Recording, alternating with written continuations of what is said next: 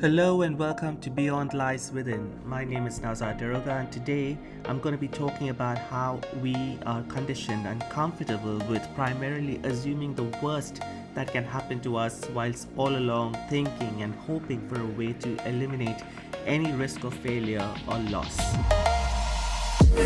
So let's begin. Life is unpredictable. You go along in life with this truth and fear that you don't know what lies for us ahead.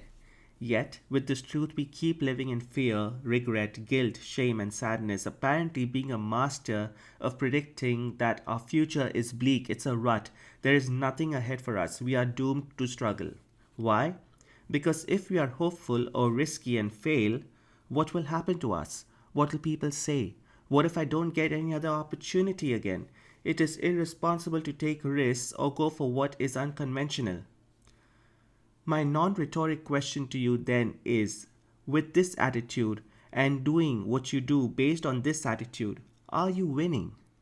If you are winning and you are happy with these wins you are accumulating, then listen, don't listen ahead, it's up to you. But if there is something deeper that you are seeking or desire, then I'm going to say this to you, something which you already know but forget what this really means for us. We have one limited time life. We are here for a human experience. Whether you believe in multiple lives or that we turn to dust in the end, either way, it's just this one life we have for now. Who are we living for? And what are we basing our life decisions on? We not only decide based on our fears, but we also live our fears. And also and predominantly the fears and expectations of society, friends and family included. We are living with the agenda to survive and not thrive. We have options or sometimes opportunities, but fail to take them because we think we do not deserve them or that we are not capable of making good of them. And this idea is implanted in our minds by everyone around us, from our family to world leaders. No, I don't mean that when you have responsibilities towards family, you still take that year long road trip across the country and leave your dependents to survive on their own until then. But there is something like balancing your responsibilities and seeking out a way to live your life. Weekend partying, movies, dining out are just leisure activities, but they don't really help in bringing out the hidden freedom within you. You do them because they are doable. They appeal to your physical sensibilities for that moment, even if it eventually numbs you to it through alcohol or other intoxicants. But secretly, when you go for these leisure activities and look at the success around you, fancier cars, booming businesses, people splurging on themselves and their families and friends, and spoiling themselves, and unique concepts of services being offered, fancier houses, people experiencing what they love doing, like singing in a band, tattoo designing, traveling, food blogging, we wish we could do it all, or at least some of it.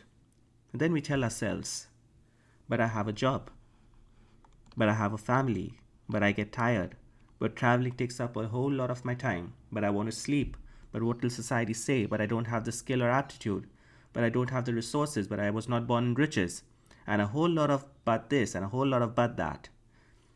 And then in many cases, these excuses become the cause of judging other people who dare to even think about it. And then we go like, oh my, that lady has a family, how can she just up and leave and go on these road trips every 6 months? That person does not make so much, how can he or she think about starting a business? Sure, it may be out of concern or just gossip, but it arises from your mindset and what you have been fed or have gathered from the world around you.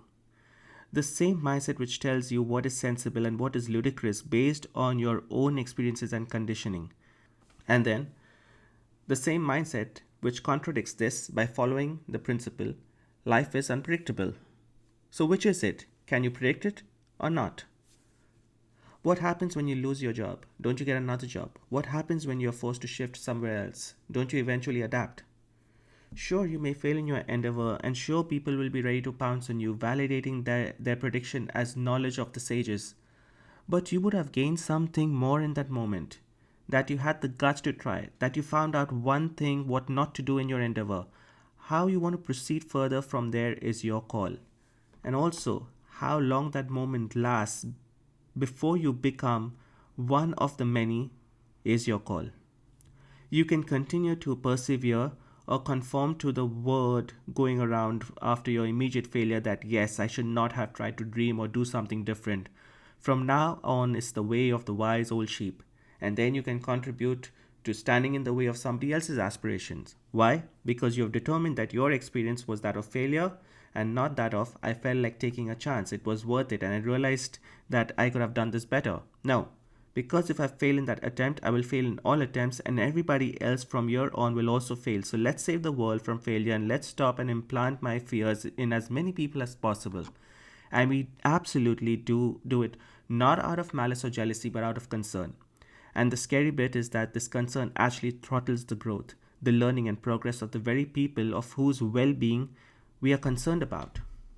The opportunity of regret is the worst and most tragic gift we can give to people we care about and to ourselves. The courage to support them and take them through their failure, should they fail, is the best that you can do for them. And this has been the cycle of a society. The worst part about it is that people often don't even want to experience the journey of attempting. Reading news and stories of people's failure itself is enough to stop them from even thinking about just doing that one thing that can bring them a little more fulfillment, be it in terms of learning something new, getting more wealthy, gaining more internal joy and satisfaction. And the rationale? We should be happy with what you have, right? Wrong. The rationale should be you can always be happy whether you have anything or not. But be worried when you lose the heart to persevere. Be worried when you give your ego of wanting to look good in front of others more importance. Be worried when you give others the opportunity to dictate what you should try and what you must not. This is not me telling you to take advice, or rather to not take advice and jump in blindly, but it's me telling you to do your groundwork, assess the possibilities, limit your risk, and freaking try it.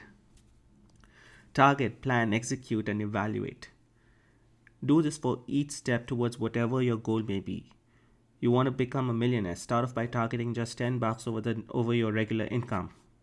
And keep increasing the target as you achieve those interim goals. The increase may not happen month after month. You may slip, you may go back to zero or even negative. And that's why evaluation is important. Also, there could come a time where you keep increasing until you have leveled off. Then it is time to incorporate a new strategy, diversify, improvise. This is in no way promoting the notion of relying purely on luck like lotteries or gambling your assets and resources. That can be construed as being irresponsible towards yourself and towards people, especially on those who are dependent on you. Also, this is not an endorsement of doing things illegally or which can harm or cause losses and pain for others and yourself in trying to improve your life. Look, I'm absolutely not saying that people living in conditions that some may term as unfavorable or struggling are not happy and therefore have to try harder. I'm only saying that if you look at life around you, and if there is an ounce of desire within you to want it, to experience it, something which you don't have yet, then I'm telling you to go for it. At least do not assume that it can never be your story. I wish you all the best in anything that you decide to do. Just remember, it's only this one life you have for now. Live it to the max you can without causing harm or damage to anyone or anything else, including yourself. Be fierce yet compassionate. If you want to talk to me to work out how to begin improving and working on your life goals, and if you want to get a much clearer idea about what coaching is all about and how you can benefit from it, I have a no obligation 2-week free coaching offer for you. Please email or message me. I'm excited to hear from you and know your story while sharing as much insight and explanation as possible. The content is available. Your coach, your helper is available. For now, there is no risk other than the time you spend on your sessions. All you need to do is make the decision, show up, and take action. I wish you all the best, and I truly, truly wish you all the success and joy and happiness in the world. God bless, and thank you.